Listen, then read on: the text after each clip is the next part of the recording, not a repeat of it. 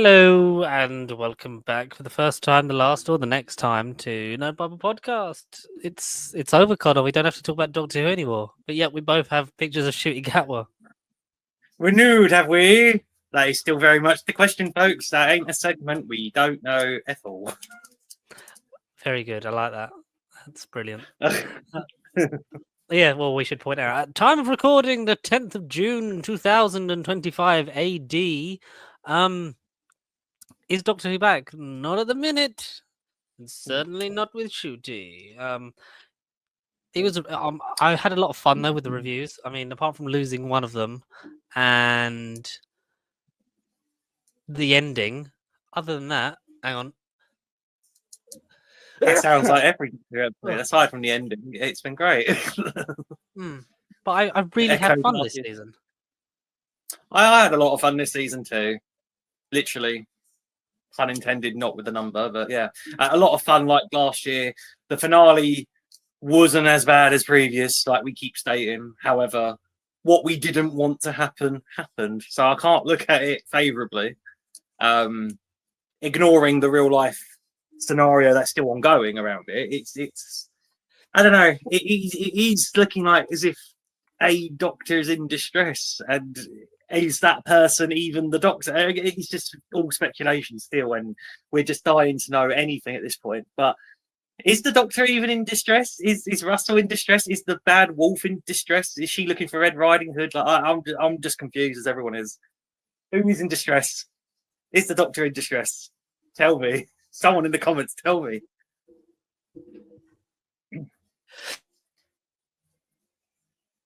God, Hayfield's playing an absolute bitch today. Jesus Christ. It's nice that we can actually not talk about Doctor Who for a little while. I mean, it might be for a fucking long time that we don't talk about it again. Yeah. But all in all, did you enjoy this season and our lovely guests? Yes. Every single episode felt like the stakes were upped. The ante was anticipated. I'm just rhyming now. Every week was a blast. It was just nice to see a different face every week, almost as if we've got our regeneration cycle of our own. And the channel. Nice, fresh opinions.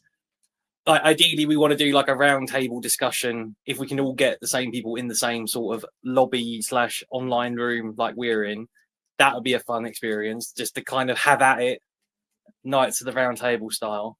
But regardless, it has been a blast the last 8 weeks. But like as the saying goes, what starts must come to an end. It truly has been the end. And now, what the fuck do we talk about? That's how it feels right now. We have to go back to our original format, which is movies and the news and things. Yeah, and oh look, we've watched this and we forgot to cover it back then. Yeah, because we did 8 weeks of can't talk about anything else. Well, not 8 weeks. We did 6 weeks of that because we lost an episode, and we did the finale as a double bill because we were all missing in action, MIA. But what do we do? What happens now, Connor? I mean, I know we've got some lovely stuff coming up in terms of the fabulous Michael Wilson will be not Michael G, the former James Bond producer. Well, they could be. I've never seen Mike and Michael G. Wilson in a room together. All I'm going to say. Maybe it's an elaborate sort of, disguise that he has crafted as he slowly reaches out and captures podcasts and the hearts and minds of millions and kills them all. We'll be doing all the Fantastic Four because I've got a fucking kid coming in July and we need content. So we're going to be getting that. So we're going to start with the famous, not the Tim Story one, the other one.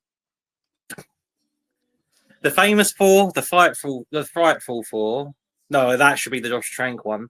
And then, the forgettable four. The forgettable four. That film I've totally forgotten. 94? Yeah, 1994. So we're going to start with the unreleased Fantastic Four movie because there's a YouTube link, so we're going to watch that. And then obviously we'll do the 2 Tim Story ones, which I remember having fun with. We'll end with the Fant Four Stick. The Forgetful Four. Connor, I've got a surprise for you.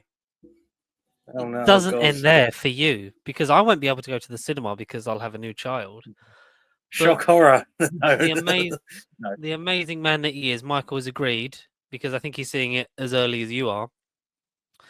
Said he Ooh. will hop on Discord with you and we'll record a review for Fantastic Four: The First Steps. That will be the first steps. Yeah, nice. That'll be the first steps I'll be into looking forward to new that. world. A new era. Whether we got our new name by then, I don't know. But we're doing loads of stuff, man. Summer, it's a vibe. Have you? Because we could do a bit of a catch up now. Because we no longer talk about. So for now, until there is news on it, we are not going to mention Doctor Who for a while.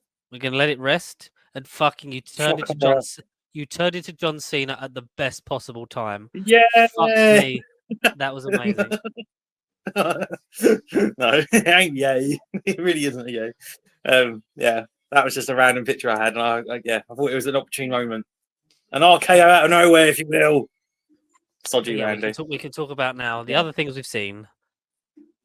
And what's been happening, man? What's been happening? Because, like, how you been? You been all right? I'm going to search for a non-Shooty Gatwa picture now. The one I wanted to use before recording was a film that I saw over the weekend from a favourite franchise and universe, and keyword for the title being world, because I went back to the world of John Wick, and I saw Ana de Armas do a ballerina play with guns, a lot of guns, and flamethrowers. Yeah, it was actually a really great. It was a fucking decent spin-off. Yeah, it is from an action point of view a John Wick universe movie, but it has a lot going for it thematically, and I think from a plot point of view that it can be its own thing. It's just it's a bonus that it's in the John Wick world, and I'm not necessarily clamoring for more because it is a bit of a one and done story, but we just need more characters in the world, man. We need the Donnie Yen movie. We need mainly the Donnie Yen movie, and maybe a couple of ideas that have gone blank from my head at the minute. Again, guys, leave your thoughts down below for those who have seen the John Wick universe and movies. And again, spoiler free, post end of 4, like moving forward, because a John Wick 5 is kind of in the works and it's announced. It's still been in the works for a while, hasn't it? I don't know how I feel about that as such. I mean, we can talk about the fact that John Wick's dead, right?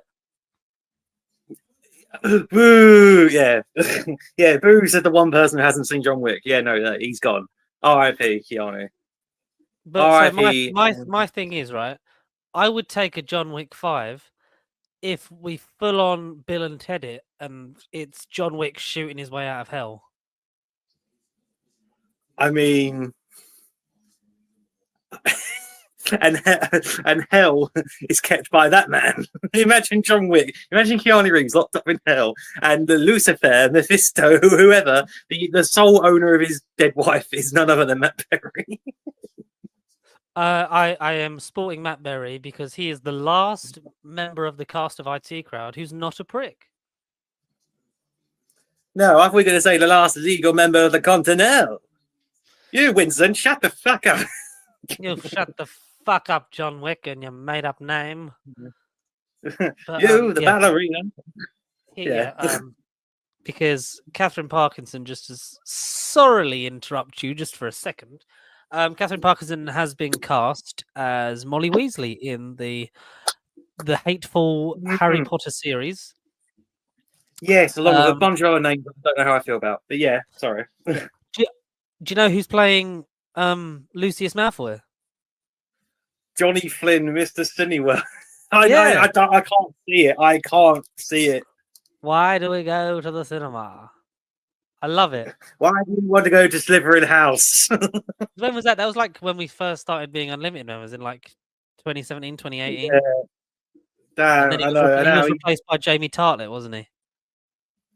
Yes.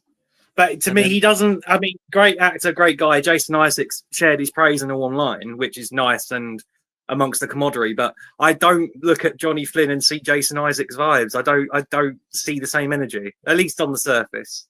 There must be more to it. Yeah, but also like I'm not particularly bothered because again, this is a show. Like, who the fuck's this show for? Like, who the fuck is this The show next for? Because generation. the Yeah. people that are still defending J.K. Rowling don't want a black guy to play Snape, and etc. And anyone that would want to doesn't support J.K. Rowling. So it's like the rest of us that grew up with that version of it, have grown out of it, wouldn't necessarily like.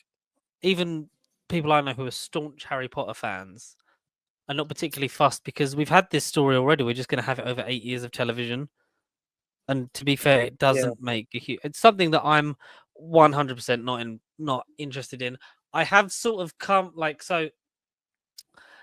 Apart from the general sort of, heartbreak I'm suffering for every cast member that's announced to be in this, I can't blame the kids. I can, however, No, of blame course. their parents because they've allowed this to happen. But your likes of what's his name, John Lithgow, who's basically backed Dumbledore. that bitch. Even so, did you see Tom Felton's going into the Broadway production of Cursed Child playing Draco Malfoy? Yeah. The same age Yes. that Yeah. he is now in real life, the same age Draco is in the prologue and in Cursed Child. So that's that's mental. Yeah. Which fair play to a man who's found he's had a steady career and a lucrative role that has then brought him back. But he is the first Harry Potter actor to return to that world since everything has happened with J.K. Sorry, the ice cream man's outside. That has returned to this world since J.K. Rowling has, started her turfish behavior. Yeah. And also kind of backed her in an interview similar to how Jason Isaacs has. And I've seen a lot of people saying, "Oh, it turns out the bad guy of the series is actually the good guy," and it's like, no, he's just in essence gone. Yeah, well, she's given me a job, and I got a lot to be grateful for, and it's no, you don't just because do what Daniel Radcliffe done. That man is a movie star, arguably because of J.K. Rowling, because without this series, he would not have maybe been afforded the opportunity that he has since, because he was in one of the biggest franchises in the world. Even he has, spoken out against her. Him, the main guy. I have sort of because Nick Frost is Hagrid, and it's a fucking shame because I love Nick Frost, I love Simon Pegg, I love the Cornetto trilogy. There has been talk of after Mission Impossible: Final Reckoning that Simon and Edgar want to sort of grab Nick while they can and do something else together, like their next project. He's like, because he's going to be tied up playing Hagrid for 8 years, so we got to try and fit him in when we can. He has said in an interview recently, Nick Frost, because he turned off the comments when he posted it, and he has been very sort of like, I can't do what Robbie did, and I'm not trying to be Robbie Coltrane. I've got to do my own version of it, kind of thing. Turned off the comments because he's a staunch like LGBTQ plus ally and things like that, and I assume a lot of people would have commented some stuff of like, "What the fuck, man? What you doing?" But he has said in an interview that at the end of the day, she's allowed her opinions as I'm allowed mine, and ours do not align at all. So, yes, it's the bare minimum, but at least he has said that, he is in it for the opportunity to play this character, and because, he's not going to be poor after this. Not that he is now, but, it's a great opportunity for someone at his stage in his career to have a part as big as this for at least 8 years, because, Hagrid doesn't die unless they're going to do a Game of Thrones and completely throw the books out. But that's the HBO shock value. Yeah, maybe. Maybe we'll go against the source. That's source also material. what I might be interested in, like post when this is all finished, because I've got no interest in subscribing to any platform that is showing this just to watch it and to keep up with it. There's going to be clips online, whether that be Twitter, whether that be TikTok, over the next like 10 years. I'm not going to buy it in any capacity. If it ends up on a fucking, a streaming service where you can see or like the compilations that are like, here's all the best bits of Harry Potter season 1 kind of thing. Like I'd seek out like Hagrid maybe just to see, maybe like see what the characters are like in terms of difference. But I'm not gonna sit down and invest any time and money into this show.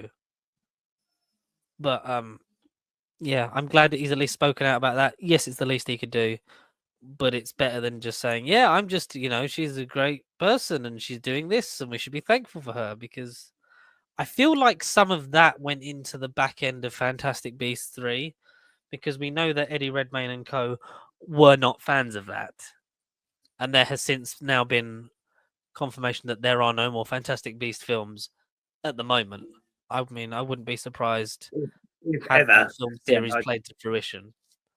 I mean, the only reason I watched Secrets of Dumbledore was because my sister-in-law had paid for it on Amazon, and I watched it there. And I didn't, so I was like, "Well, I'm not giving any money. I will just watch it, see if it's." And it was a step in the right direction, but yeah, you can it's a you step in can the right sense direction. the disdain sort of pouring from behind the scenes onto the screen, and it's like, considering how much fun that first one is a real shame. But hey, that's what you get for being a bitch. But yeah, Matt Berry is now the official best and only real member of the main cast member, sorry, of the IT crowd. Who's not a knob. So that's good, because Catherine Parkinson's sold herself out for this. Chris O'Dowd and Robert Ayoade, fucking hell, Richard Ayoade have both backed Graham Linehan in terms of like his abhorrent fucking transphobic views, and that he should be heard out in an interview. No, he shouldn't. It's a very similar thing. The guy gave you a job, but you're not, servants unto that. You can still choose not to back the guy and sort of turn people against you. Because Graham Linehan, again, I said to Mike, surprised Graham Linehan is not writing on the Harry Potter series, because he's a big backer of JK, and from what I know, like, she's at least replied to him, I think. So fucking get two knobs in a room together to write a story we've already seen. But hey, talk about John Cena, because was Money in the Bank this week? Well, last weekend, yeah. I'm still sort of halfway through watching it. It's not about Money in the Bank. It's what happened the week before Money in the Bank, where Ron the Truth Killings, formerly known as R-Truth, was controversially released from TKO / WWE. Like, it's weird to refer to WWE as not its own company anymore, but yeah, TKO / the upper people above Triple H, the board of directors of WWE, released R-Truth from his contract. Fair play, that happens. It's around a couple of weeks ago. They do their sort of yearly talent cuts, and people get released. Blah blah blah blah. R-Truth though had a 17-year contract beforehand. So since 2008, he's been signed. He's been heavily involved in programming, and really there was absolutely no evidence as to why this should ever occur in the possibilities. So when it happened, 2 weeks ago, end of last week, very out of the blue release, again coming off of a heavy program with John the Man Cena. It was a bit bizarre, and again people were referring to it as a work, obviously part of the plan. But evidence online has sort of suggested, from the man himself, that no, he legit got released. He didn't understand it himself, blah blah blah blah. But he was happy to sort of go off and do his own things, as the man does. Every show since, crowd have been chanting rightfully, we want truth, referring to the scandal. And it's funny, sort of how unwatchable. And obviously the higher ups eventually gave into the demand, spoke to R-Truth himself, or Ron Killings, and they've renegotiated a contract renewal where R-Truth is dead, but now we're getting Ron Killings. Basically he's wrestling under his real name. He said so the night after Money in the Bank, so 2 nights ago by the time of recording. But yeah, he came out, basically screwed Cena over, because R-Truth's last match was against Cena. And again, watching that back though, there was no suggestions that this was, that was going to be it for R-Truth. It made zero sense. I understand if he was injured or, again, not seen on TV for months, but the guy was heavily involved in 2025, and you just suddenly let him go overnight. That is one of your budget cuts. It don't make sense. But regardless, it was a nice swerve. He came back at the end of Money in the Bank, and whether or not they renew a program with Cena, or R-Truth or Ron Killings goes on to do better things, I'm here for it. The hype. I should have got an R-Truth picture. The hype train for him not for the first time in 17 years, but again, the demand and backing that this man has got now from a legitimate accident is bonkers. It's mental. He is kind of like, I don't know. He is the modern day Stone Cold of wrestling, dare I say. So he's just mega over with us fans, and yeah, the truth shall set people free. It was mad. It absolutely was. But yeah, I've caught up. I've seen bits and pieces of it. I've not sat down and watched the whole thing like I normally do because got back into that wrestling hype. Let's fucking go because you never were. What do you mean back into it? You never were. It was nice to see Cody Rhodes back after, because it was kind of like a thing of like, is he gonna have an extended break post WrestleMania? It was nice to see him back. The arguments between Logan Paul and John Cena were comical at best. Yeah, and pretty amusing. Has he set up a final fight with CM Punk? One final match?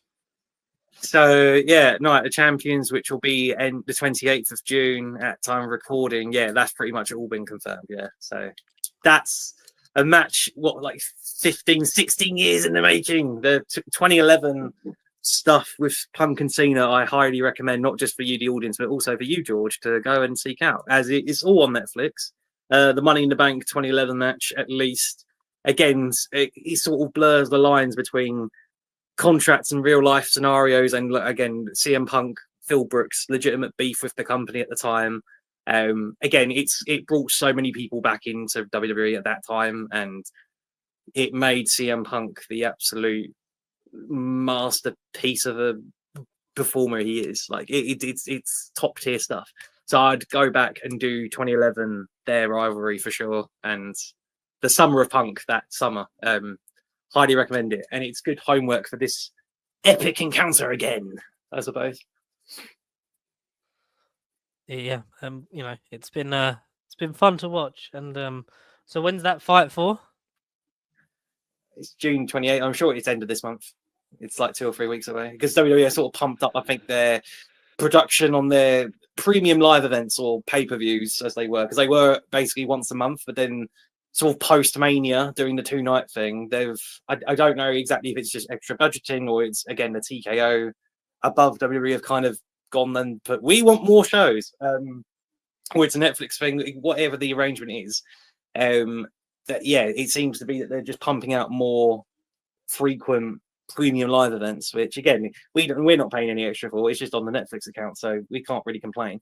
It just means it's going to be like less weekly, if you want to call it filler or build up in between. So some could be better than others, but Night of Champions is never not a bad one. Every title's on the line. Big cool matches happen, and again, it's just Cena versus fucking Punk. I mean, I think they missed the mark with them not doing it at Money in the Bank, because again, Money in the Bank 2011 is just that generation defining like event. But at least we're getting that match again. So we've had Cena and Orton, that's been a fun blast from the past, but now Cena and Punk is what really got me hooked on WWE at the time. And again, that summer of 2011 was just a great time to be alive. Literally, what a time to be alive. But yeah, to have that again, despite what both men have gone through since or post their rivalry originally, yeah, it's going to be good. It's going to be good stuff. Sound as a pound. Connor's WWE watch continues, as does it all. How do you see the John Cena story playing out? Like, who do you want him to finish the year with? Well, do you pose the question? Do you think he will redeem himself? Because he seems to be going down that path. People posted after the Cena and Orton match, like you saw him sad by the ring, which of course it could be glimpses of the old self coming out again of this new persona. But like the stuff he's been doing, I don't know. He's just going down a dark path. That man. Will he ever find his way back to the light? I think, yeah. I don't think they'd want to end his career as a heel, would they? The whole thing was like, Triple H was like, if we go down this and never pull that lever, like to know when it's always been something that's been teased, like Forever and ever. Can you walk away from it knowing that you've never at least tried it? But I'd like to think that they would kind of try and redeem him by the time that he walks away at the end of the year, because as we know, after this year, he's completely done. Like, he doesn't really need to do this anymore. And he's bigger. He's bigger than wrestling. He is bigger than wrestling. Yeah, no, he is. I mean, it's the only farewell tour I can really think of that a wrestler's been afforded. Like on this scale, like this grandiose scale of the fact that main event of WrestleMania, like he's having this whole story, like he's the undisputed, in terms of championship wins, like record breaking. No one else has really kind of got this. No. No, Cena stuff is again history breaking, like once in a generation. Again, like not just to hype up the greatest of all time, but on paper, you look at his championship reigns, like he's surpassed the Nature Boy Ric Flair, who's had that record forever and ever and ever. So again, whether or not this heel run is kind of at the end of it, and maybe Cena does kind of go out in the sunset just like everybody else, but no, he. The stuff that he's doing, regardless if he's a goodie or baddie, like he'll go down as like an all-time great. And it's fun to just embrace Cena while we can. And whilst everyone was clamoring for Cena to embrace the hate, particularly in 2012, that was a weird storyline. Looking back at it, it's now fun to see Cena embracing the hate. But then, like we just mentioned, like the hate will eventually get to him. He'll sort of break through this persona change, and he'll be like, "No, this isn't who I am." And I'd like to think with you, like he will go out on a high and a moral high ground, as opposed to becoming the thing he was sworn to destroy back in 2010. No, because basically, as soon as a guy had a little bit of bad bones in them, that he would be the fool that you would send to basically squash evil. But he's become the very thing he's wanted to destroy, whether or not it's intended or not. He's become a shell of his former self. And will he ever break through that shell? I think ultimately, yes. But whether or not we've got roughly 6 months of it on paper, again, I think it was mentioned on this week's Raw that he's got X amount of dates left. I can't think of the exact number, whether or not that is just him being legit, or he's basically saying, oh, look, I've got I've got 10 dates left, but I'm going to say it's like 25 or whatever. But yeah, Night on Champions, Cena Punk, can't wait for it. It will be a sick match. Amazing match. But how do you feel if you've, I get you haven't watched Money in the Bank as such, but have you been keeping up with anything else that's kind of caught your eye, or are you mainly invested in the Cena stuff at the minute? Mainly the Cena stuff. I've not been sort of like, apart from Joe Hendry, obviously, because he is my god, my hero, my love. Say his name and he appears. I believe in Joe Hendry. But I've not delved into. It's mainly because it's like I love Cena as a kid. Like he's just so synonymous with something, and to actually be into wrestling for this farewell, it's been fun to watch it, because it's a fucking show, and it's great, and I can only imagine how it is for you, someone that's been invested in this thing for decades, like how this feels to be coming together and to be at the end of the career of one of the greatest performers this sport has ever seen. I'm still kind of, I wouldn't say figuring it out. Like it's weird to say out loud that like that's the plan, that's actually going into existence. Because the way it even felt like before he became Mr. Hollywood and before he became Mr. Part-Time, like he could have literally have had, even as far as 2016, would have said, another 10 years plus. Like he just had no signs of slowing down. All right, he started to pick up more roles left, right, and center, and that's ultimately what's happened. But it very much seemed like there was no signs of slowing down. That man was a machine. Again, he had the ultra slick buzz cut haircut, the iconic haircut, and now, not to diss his current look now, because I mean, again, facially and age, like body, well, his body, he's lost a hell of a lot of muscle mass. He's still, don't get me wrong, he's still in shape, and he still is a hunk of gorgeous meat to somebody out there. But he is physically a shell of his former self. No. How do Yeah. you No, think his recent matches have stacked up to like John Cena of years gone by? how do you think what his matches have stacked up? Like in terms of the Well, quality and his actual fighting. Well, I mean, have you watched the last couple of Cena matches? All he does is run away. He gets, even at Money in the Bank, he gets hit on the floor and he instantly tags out to Logan. I mean, the man, yeah, it's the character. It's not actually him at all. It's just he's him being a little prick for the sake of being a prick. But you know, he hasn't wrestled. The fans are right in this instance. You can't wrestle because he isn't. That's the whole point of a heel. You're not like trying to be. Look at me, I'm so flashy. Look at my sick moves. You're trying to. Not necessarily act cowardly, and you know the crowd want you to get your ass kicked, but then yes, your job to not get your ass kicked and to get them angry. So that's Cena in 2025. He hasn't wrestled for shit, really. But no, if you know, any other year is a good example of Cena's wrestling skill. Even like you know what, 2015. There's more homework for you, George. 2015, when he was a United States champion, he would have weekly matches on Monday Night Raw against various people of the time. A lot of them are still in WWE now. So I'm not just going to shout names at you. But again, when he was United States champion, he had a middle card belt and he was elevating that weekly. And again, I guess quality matches where he actually pumped out more than the 5 moves of doom. And I mean, that's a thing in of itself. He does stuff that, again, he hasn't really done since. He can't pull them out rarely. And yeah, 2015 John Cena is peak wrestling Cena. If you want to see him actually perform, then 2015 Cena. Do your homework. But yeah. That's fair enough. That just about covers the wrestling section of the podcast that we're famous for. Movie-wise, what would you be famous for? Yeah. have you seen any movies, Connor? Well, to say, I alluded to a certain ballerina, a ballet. Yeah, so like you was talking about Ballerina, the spin-off of From the World of John Wick, I believe it is Ballerina from the World of John Wick. Is that the how they're plugging it these days? It's marketed as From the World of John Wick ballerina, but it is essentially ballerina from the world of John Wick, whatever way you look at it. It's not just ballerina. But yeah, From the World of John Wick, ballerina. Again, every spin-off should have From the World of John Wick.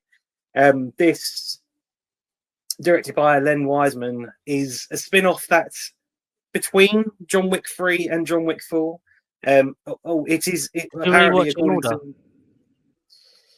Yeah, so I'm still watching 4, but I did 1, 2, and 3. I had to get back into the world and the mentality of it. But whether or not you do your homework is kind of not it ain't a gripe. It feels like with most spin-offs, you always got to do a little bit of homework just to get the optimal experience. But with this, it sort of does stray quite a bit far from John Wick. So the fact that I didn't really need to watch any of them, really, it's the only issue, side point that again maybe there was a line or two missed that was cut. Maybe I don't know.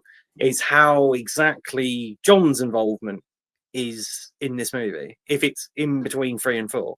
Not just because of spoiler reasons, but how he was at the end of 3 and going into the 4th one. I don't see. He was a wanted man. He was out for murder. Every fucker on the street literally was going to kill him in cold blood. The fact that essentially, without breaking down how he gets involved in this movie, he essentially gets a phone call from the Ruska Roma.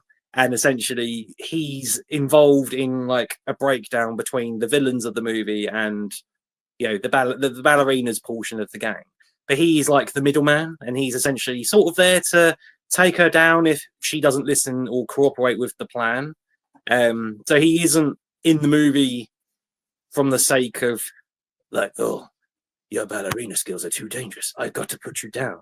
He isn't really in the movie because he's got to be in the movie. He's there as like a courier. He's there for a message, and he's been advised to do this for the sake of plot stuff.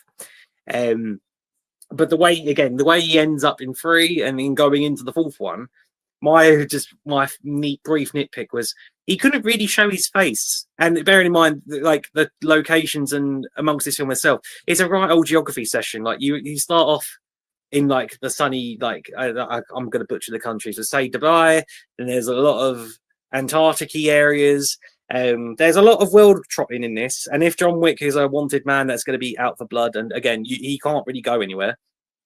How the fuck did he walk into this scene or in this set safe?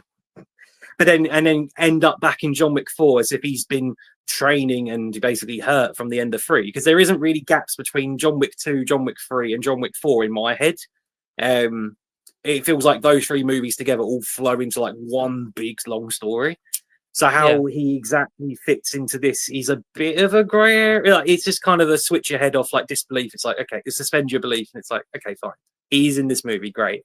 I just think for his sake, for his character's involvement, I think it would have been smarter if this was pre John Wick, maybe before 2. Like, just again from his point of view. From the world building side of it and the rest of it, it doesn't, that doesn't really matter. It was just how odd he can just kind of insert himself into this movie despite what he'd went through previously. But anyway, whatever. That aside, John's involved in the movie, but you also get again a hell of a lot of backstory of Ana de Armas' character, who again, this whole movie was basically from a scene in John Wick 3, I believe, where John goes to visit the Ruska Roma and Angelica Houston's character, and essentially like you learn that John's from that sort of clan. Like the Ruska Roma is like a clan that Jadani was like adopted and raised into. So it's a similar thing with Ana de Armas' character in this movie, and you get a lot more, I guess, Eve's her name, sorry. You get a lot more into Eve's backstory and the Ruska Roma as a whole. It doesn't necessarily, tell you like the ins and outs, the beginnings of the foundation as such, but it was just nice to actually do a bit of world building where, besides from John Wick being in the beginning of the movie for a conversation and then at the end for action stuff, it was good that the movie took a lot of chances without the main core of John Wick, or the main cast even. Like, it very much was its own thing. Well, and good. I appreciate it. In terms of like you watching 1, 2, 3, this and now on 4, does it all feel like it's cut from one cloth? All stuck from one cloth? I mean, yes, but then that's the thing, because this character was the whole idea of this movie was from one very brief scene, and there's no mention of her beforehand, there's no allusion, there's no like Easter egg poster in the background. It ain't like a cheeky reference for the like Easter egg YouTube channels and stuff. Watching like the Wick stuff, again, it's superfluous. It doesn't really matter in that sense. It's just, I guess cut from the same cloth, but really this is its own thing. And I can't stop saying the same thing, but it is good that it's got nothing or very little to do with Wick in that sense. I mean, back in 2023, like one of the producers stated that the studio has plans to develop a sequel with Ana de Armas returning to the role, but again, having not read or finding anything to confirm that Ballerina 2 would indeed happen. I mean, it was a very good one-off entry, and I appreciate it a lot for that. The new additions are cool. What they do with some of the action sequences are cool and different enough, and quite. I feel like this movie was quite visually satisfying. There's a lot of contrasting. There's a lot of there's a sequence involving flamethrowers. So you have like her flamethrower, and you have like this big tough henchman's flamethrower. So you have like a lot of fire imagery, but then how that gets resolved, like without really breaking it down. But if you've got a lot of one element, then think about the opposite element. There's just a lot of imagery with like fire and water in that sense, and how that's utilized is quite visually engrossing to look at. Even before any of the action stuff, like in the Ruska Roma, while she's doing the quote unquote ballerina stuff, and training to become who she then becomes. There's this, the training montages, the side characters that you get at the beginning.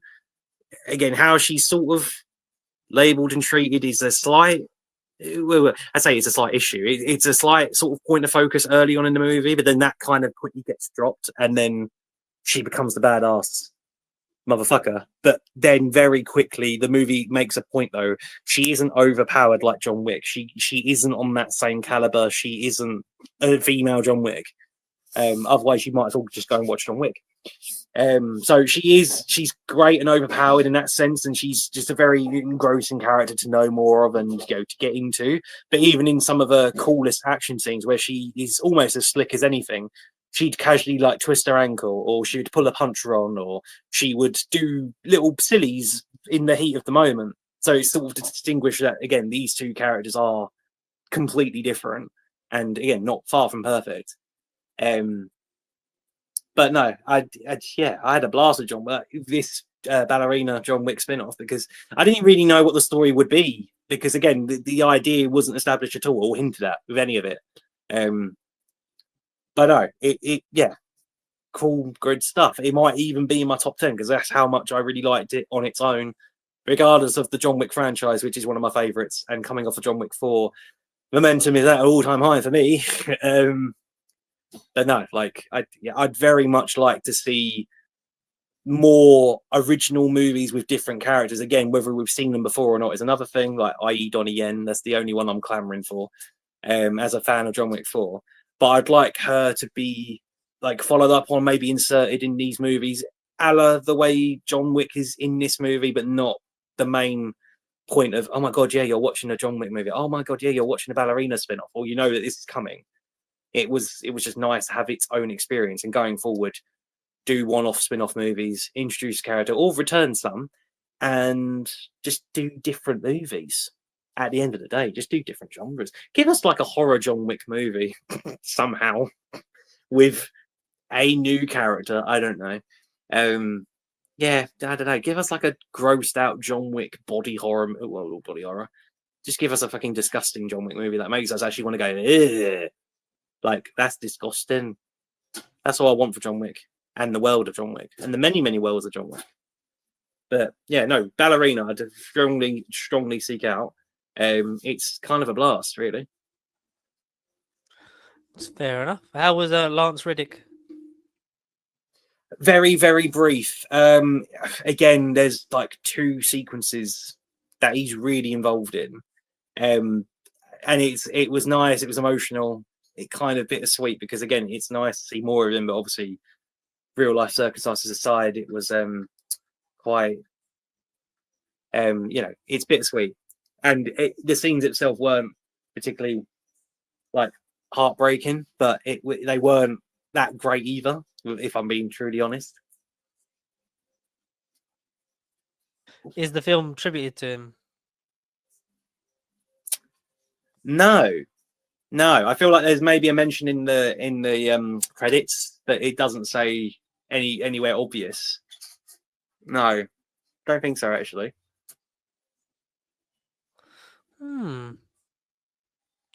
Strange one, but yeah, it's one that I'm interested in seeing, like along with a lot of films that I still haven't got around to see.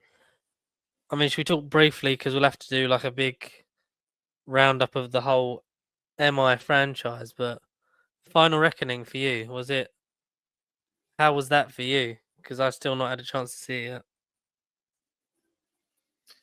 yet. I feel like the title can't be a lie. I feel like, without saying it's had its day and it should go off and be in the sunset, I feel like, whilst a good movie and certainly entertaining, it doesn't hit me as like one of the best.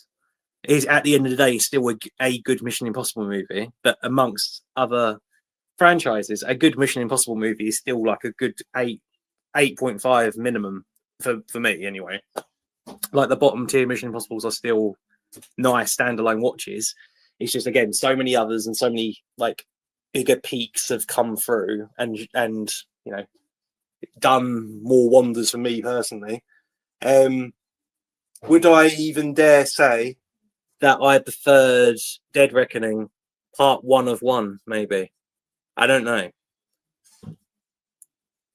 Overall, did I prefer Dead Reckoning? That's the thing I'm still sort of going back and forth in my head.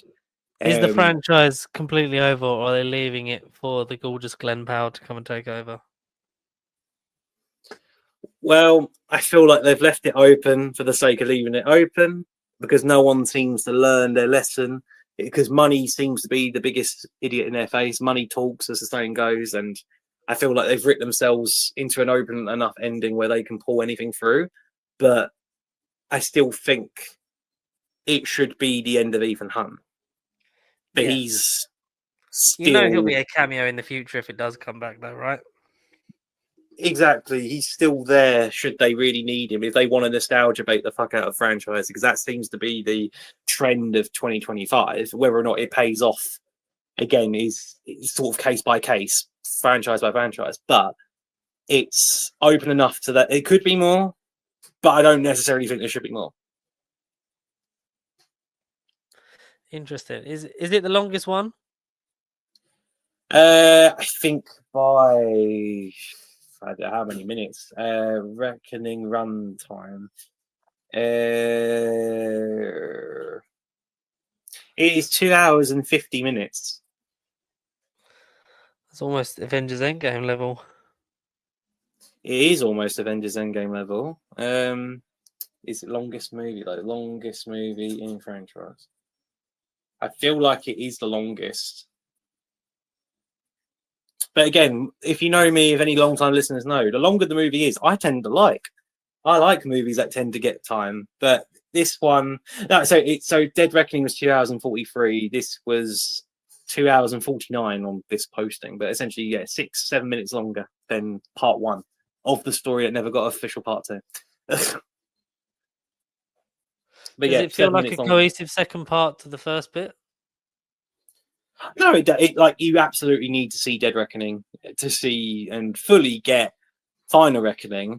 But then, like most epilogue, well, even epilogue stuff, like I mean, most seasons of TV do it anyway. But there's a lot of callbacks to installments that I weren't expecting. Not just MI1 even, because MI1 was very much like, oh look, it's Kettering knife. from number one. Yeah, it's the knife. Exactly. It's very much was like, oh look, this is MI1 bait, but it don't really connect in that big wide globetrotting sense of thing. But then there's throwbacks to other installments, which I won't say because they kind of like, as much as it was cool to see this movie turn up and this movie turn up, and they kind of retroactively work themselves into the current MI canon, if that's even a thing. Is there a canon in MI? It felt a bit like what's the word, like exposition filler for the sake of trying to be like, oh look, we see how people connect the dots and link up everything, and we're trying to do that, but 30 years too late. Yeah, there's a lot of Ethan Hunt tributes which are cool, and like you get old clips from other franchises throughout. But that's the thing. It does come across a little bit for the sake of doing it. It doesn't come across as actually like well organically thought out for its story. It's just like, oh yeah, this gets brought up. Oh yeah, quick, insert a clip from this one. Oh, Ethan Hunt this, Ethan Hunt that. Look how gorgeous Ethan Hunt is now, as someone does comment in the movie. But then they show a photo of him with longer hair from MI2, and it's like, okay, the relevancy of this is another question in of itself. But I get like Tom Cruise as an old sexy motherfucker. But why? How does this fit exactly? Yeah, I do. Yeah.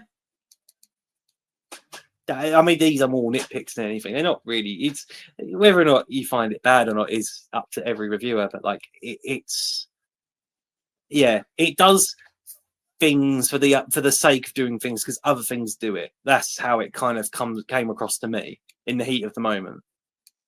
And that's where I'm like, has it lost its touch in some areas? Did it really need to do that?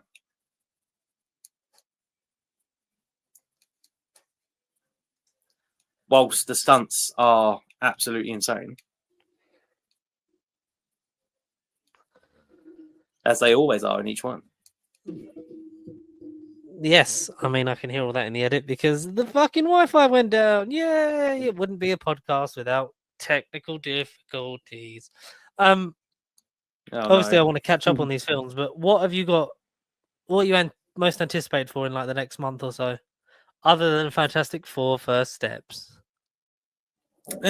Superman, the non-Man of Steel movie. The more I sort of read about that, Superman. I'm more on board with Superman. Like sort of as each day flies by, literally flies me by. I'm looking forward to Superman more than I thought I was a couple months ago. There isn't like I'm just going to Google films because I feel like I've gone blank, but since I feel like I've gone drained. I did see something else I did watch the last couple of weeks. Leo and Stitch. I actually turned into a Disney kid. I went back to my childhood and saw the original, and then saw the remake, and then I'm slowly going to watch the rest of the franchise because I remember Stitch 2, like Stitch as a Glitch and Stitch the movie, and good old Leroy, cousin Leroy and Stitch. But like aside from those spin-offy ones, Lilo and Stitch, man, that was a blast from the past that I feel like I fully understand as an adult.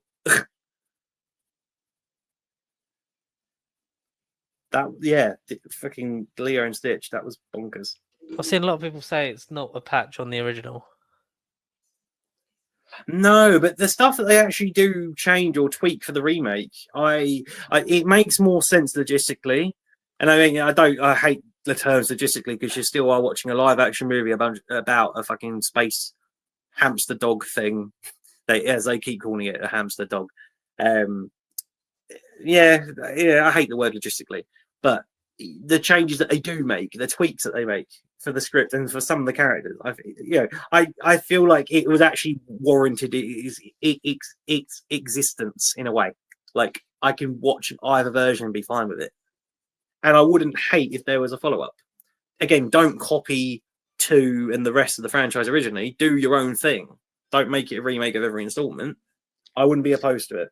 That's what I'd be more of a fan of with these remakes, is to see their sequels. Like I'd love to do a sequel to Aladdin that's nothing like Return of Jafar or Den of Thieves or King of Thieves, whatever the fucking other one's called. Like, yeah, expand it out, do your own thing with it, then make it into its own thing. So then it's not just it's a carbon copy of the first one, and then not do any more. Like, don't do Stitch as like the movie, like as in the pilot for the TV series. Don't do Stitch as a Glitch. Don't do Leroy. Do its own thing and see where it takes you in a story element, because you've already got the big change in terms of Nani's going off to college. So, it's going to be interesting to see how the family comes back together, if and when. I would not be surprised if there is a sequel. Yeah, no, I would welcome it. I honestly had a hell of a lot more fun than I was expecting. Even having seen the cartoon like the day before I went to see the remake, but I was pleasantly surprised by the remake. Again, eventually I feel like we are. I know you are, because you're more covered in the Disney area than I am, admittedly.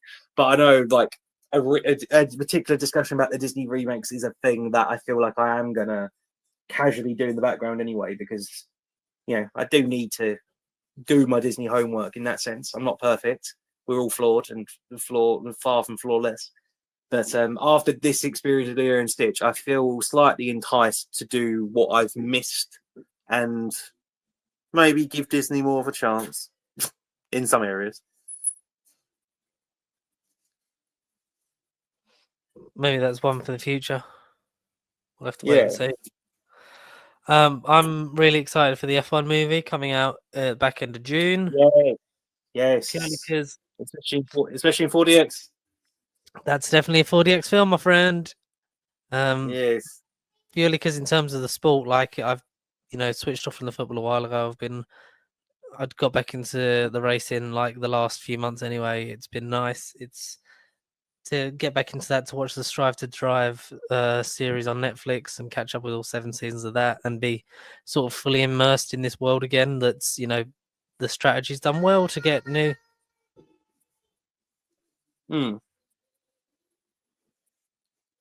Like to be fully immersed in that world again, in able to breathe new life into it. It's been interesting, and I'm looking forward to see what the movie does and how accurate / inaccurate it is to some people, depending on your fandom. But that's something for the next few weeks for definite. With F1, I'm gonna go back to Gran Turismo, I think, as well, and not for the sake of comparing one racing movie to another, but I want to see how Gran Turismo, another sleeper movie from 2023. Yep. Again, another movie. Like you've seen Gran Turismo, have you, or is that still one yet to watch? It's on Netflix, so it's one that we definitely wanted to see at the cinema. Again, didn't have time, but I'm up for watching it. Yeah, no, yeah. I mean, when we eventually see both CF1, then like I just feel like Gran Turismo will be a good example. Like without comparing it directly, or it's got to go past the bar that Gran Turismo set. But I feel like they'll be good movies to see whether or not they both end up being the same thing, but end up leaving us on similar levels, or again, one surpasses the other in I don't know in whatever sense that you want in a racing movie. But I feel like if I go in thinking as long as it comes out like Gran Turismo, then it'll be hopefully a good to very good movie. Cars are fine. Racing and cars is a like sort of a subgenre that I'm a bit on. But I went in Gran Turismo with expectations, having never played that game or those PlayStation games. But I was very pleasantly surprised by that movie. Very surprised. And again, not even by the 4DX experience, but that was out of this world in that sense. I'm hoping at least F1 can do something very similar to that. But take it more seriously. I say seriously, Joseph Kosinski of Oblivion, of Top Gun Maverick, again, very serious movie about death-defying stunts in there. Hopefully not quite death-defying stunts in car, but crazy shit can happen with that man in a car. The only thing missing from that combination would be Tom Cruise. But hey, Brad Pitt, I'm not knocking that man. He's still got things going with these sort of streaky long hair. Long haired Brad Pitt, I'm here for. I like long haired Brad Pitt. Bullet train Brad Pitt. I'm here for it. It's one to watch for the summer. It will be interesting to see how our movie lists are shaping up as we have crossing into the halfway point of the year. Sorry, just thinking of other stuff. Sorry, very quickly. 28 years later, the long-awaited sequel. 28 years. We had days, then weeks, or was it months? I can't remember the second one. It's days, then weeks, then years, isn't it? Yeah. Days, weeks, now years later. Yeah. Should be fun.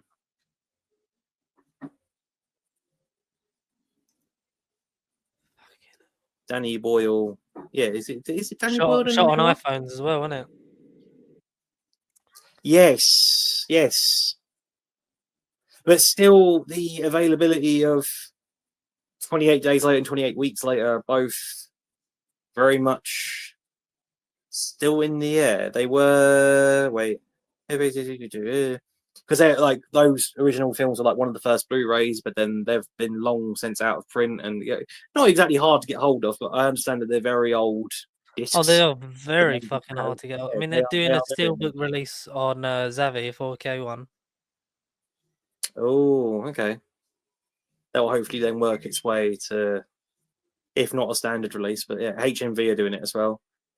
28 days limited 4K. So it's got to be one for weeks.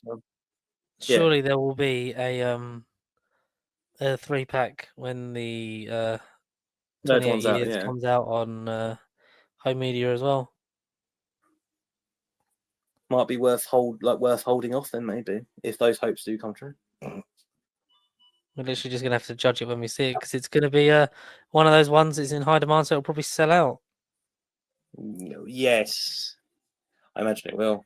I very much imagine it will. I've only seen Days a long time ago, so it's due a rewatch for me anyway. I've not seen 28 Weeks with Jeremy Renner in it, of all people. I'm sure Jeremy Renner's in that. 28 Weeks. Yeah, Renner's in it. Yeah, I don't know why that sticks out, but I was like, Jeremy Renner. And Idris Elba.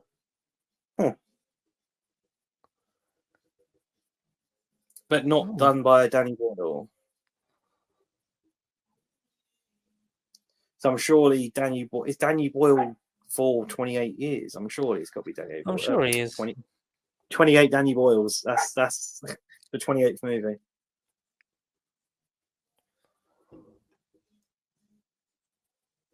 Years. So. Yeah, Danny Boyle, yeah. Yeah. All sequel was this? direct a sequel to the film. Nia DaCosta is reportedly into negotiations to direct a sequel with second part of the planned trilogy. The copyright title of the film was simply revealed to be 28 years later, The Bone Temple. Ugh. So, right, this might be a self-trilogy then. 28 years later is the third movie of that franchise, but then there might be two more, is what I'm reading. It might be 28 years later, part one. Or number one, yeah, whatever, yeah. Fuck's sake. Well, there's plenty more films to come this year, including the Fantastic Four movie and the old ones that we're going to review coming soon. But until then, my dear, it's been nice to talk about something other than that television program that may or may not come back in the next couple of years. Where can the good people? Exactly. Where can the good people find us, dear boy? You found us on YouTube. Congrats. We're across Instagram, Blue Sky, TikTok. Again, gaming links once set up. But then you can send us your ideas, what games you'd like us to play, what movies you want us to talk about next whilst we're in this sort of post-hibernation Universal era of rediscovering the world through our human lens. You can send us anything you want us to discover at nerdbible@gmail.com.